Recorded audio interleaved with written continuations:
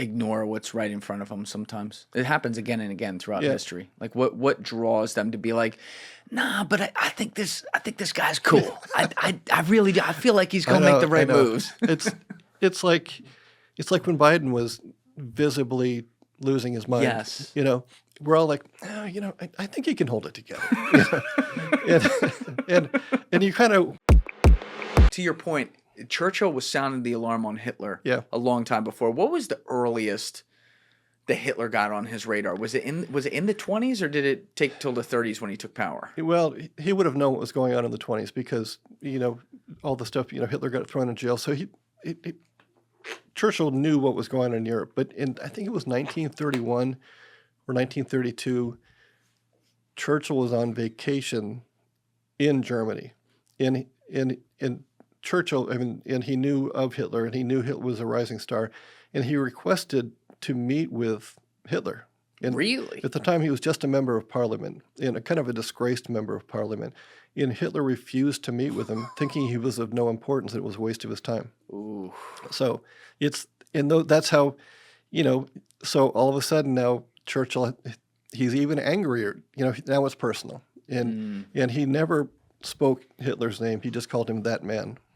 And so it became he was just paying attention, and he was very much behind the idea of, we need better battleships, we need better aircraft, we need to build a standing army, and all those things that people didn't want to do because nobody wanted another World War I. Yeah. Too many people had died, and they thought that, and as a matter of fact, Hitler told the people of the world, and remember, he was Time Magazine's Man of the Year, I want to say 1930-something. Yep.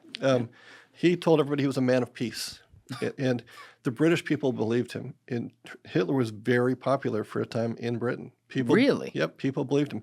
Joseph Kennedy, the American ambassador to the Court of St. James during the time of, he was one of Roosevelt's ambassadors. I want to say he was there in 1940. He left late 1940, but I can't remember when he was appointed. I think it was 1938. He was a huge Hitler fan. He didn't think that England would be able to stand up to Hitler. He thought Hitler was the future. And so, the future, the father of John F. Kennedy was basically a huge Hitler guy. How much at that kind of time, I'm going to come back to Churchill in a minute, but just in general for some of these other people you're mentioning as well who admired him, if we're talking about like 1930, 1931, 1932, before he actually rises to take power in 33, how much of his racial purity politics were these people actually aware of, do you think? They should have been very aware. It's in Mein Kampf. Yeah. So, which was he wrote that, I think it was published in 1923. Don't quote me, but I mean. I think we can check that. I think it was published after he was writing it in 1923 in prison. Yeah. So, but it was out there. And that term about the big lie, that was Hitler. If you want to tell a lie, make sure it's big and just keep repeating it, and then people will believe it. Yeah, 1925 was published, but it was writing in. So it was out there. Yep. Yeah. But it's one of those things where I think a lot of people said, well, he doesn't really mean it. Like, they don't know the extent to, it's like this 2025 stuff that's taken on right now, the Project 2025. During the campaign, all that crazy stuff would be out there, and people go, well, they're really not going to do that. And it's happening. And it's just, it was the same thing with Hitler. All the stuff that he said he was going to do, he did it, on a scale people could never have envisioned. Why do you think people ignore what's right in front of them sometimes? It happens again and again throughout history. Like what draws them to be like, nah, but I think this guy's cool. I really do. I feel like he's gonna make the right moves. It's like when Biden was visibly losing his mind. Yes. We're all like, oh, I think he can hold it together. and you kind of wanted to believe it. And I think we have a bias towards the things that we favor personally. You know what I mean? And it's the reason that sometimes when people know that a huge forest fire is heading towards their house, they don't leave the house because there's like, no, my house is good. My house is good. It won't happen to me. I got a garden house, so I'm good. And it's the same thing. I think also, unfortunately, it seems to come back to this over and over again, but Hitler, when you look at his rise, obviously he tries with the beer hall push in the early 20s, doesn't work out, but they basically make his trial. He becomes this figure in the papers because he got to do a political speech while he's basically in court every day. Goes to prison, writes Mein Kampf, as you laid out.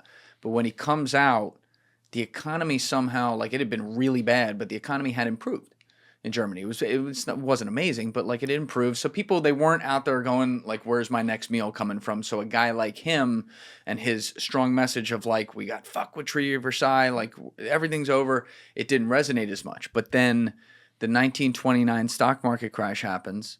It finds its way to affect Germany as well. And he kind of gets this new air behind him where now he's like, see, we're all fucked. And it was always going to be this way. Forget that this thing just happened. It was long before that when this happened. And so when he comes up, one thing you have to, it's like you don't like to give Hitler anything, but he had an economic message.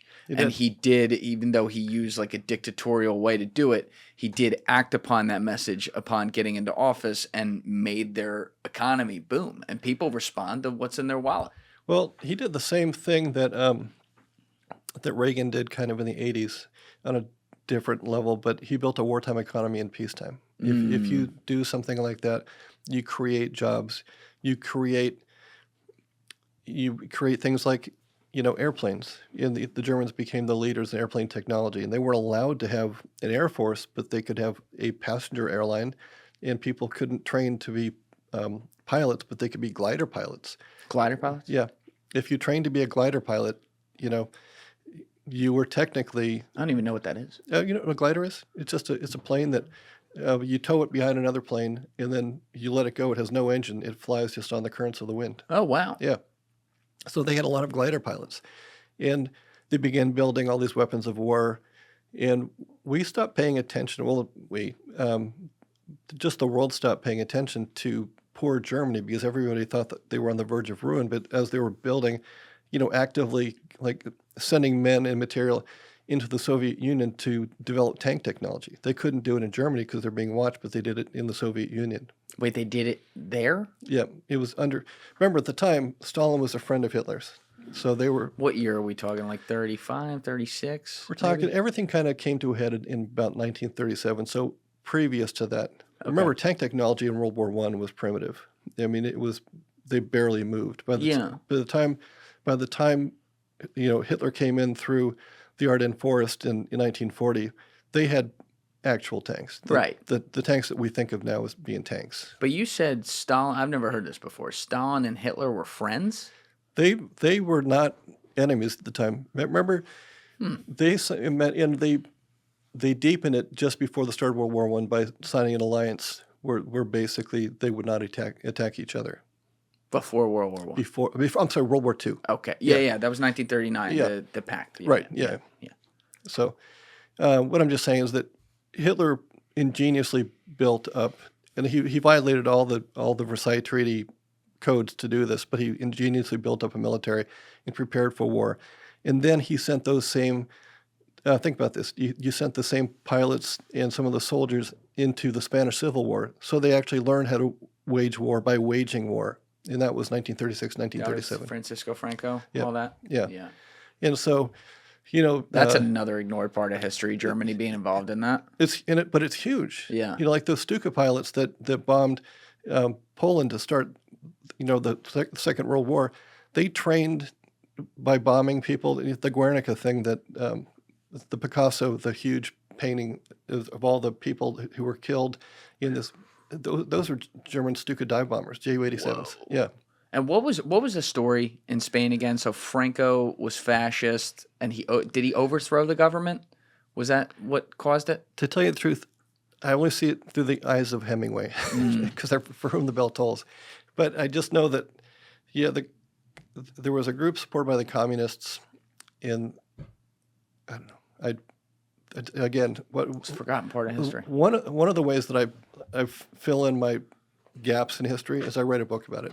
So there you go. When I do my Spanish Civil War book, I'll tell you all about Let's it. do that one. Okay. I will read the shit out of that one, because it's like it's a good story. It happened at a nuts time too, for sure. But so Hitler built all this up, and again, To me, when I look at the history, maybe I'm making a leap here, but if you look at like 33, 34, 35, 36, when he was really building the full-blown wartime economy, the world was still reeling from the Great Depression. So countries, like powerhouses like the United States, they're focused on the New Deal. They're focused on building internally. They have a society that, and we'll get to this in a little bit, but they have a society that's largely isolationist as well as a result of World War I, right? So it's like, all right, the crazy guy with the mustache doing some shit. All right, good for them. It's almost like a blase blah, whatever. It'll happen. And yet they did technically have this poorly written, but a document in the Treaty of Versailles that says, like, if you do this, we're coming after you, and no one did. No one did. Well, it's just like you said, the world economy had collapsed.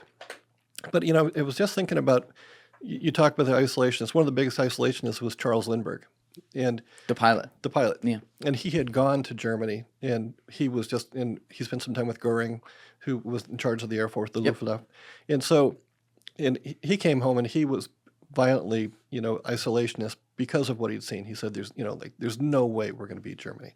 And because their power was just getting so great. So you think about it, Germany went from a broken country, and within 6 or 7 years, you have people like Lindbergh, who knows everything there is to know about global aviation at the time, coming back and saying, we're never going to beat these guys. Nobody can beat them. And the same Joseph Kennedy took a trip through Germany. Same thing. Thank you guys for checking out this clip. If you haven't already subscribed, please subscribe and hit the like button on this video. It is a huge, huge help. And if you'd like to check out this clip's full podcast episode, that link is in the description below or right here. And finally, you can follow me on Instagram and X by using the links in my description below.